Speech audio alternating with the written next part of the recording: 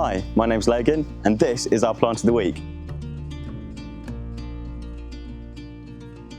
Photinia, we have red robin, carré rouge, we've also got pink marble, and they are amazing, striking, really good large shrubs.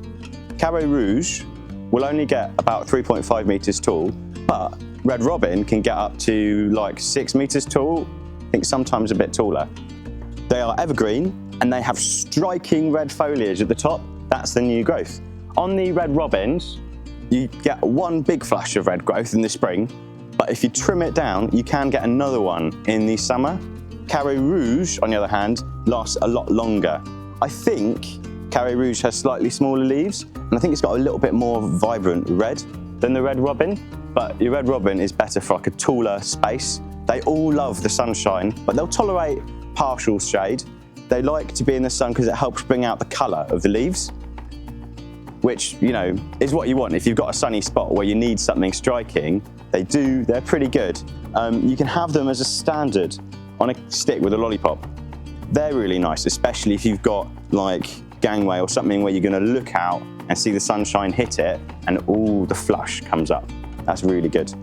But otherwise, you can have them as a trellis, or you can have them as a lollipop with a trellis on top, and that's quite fashionable at the moment. Or, you know, you can have them as a hedge. They're not so great in strong winds, but anywhere else, in a sunny spot especially, you're going to have a really lovely bright hedge. And that's really nice because it means you can have a hedge without it being just green, which some people will like a lot of colour in their garden.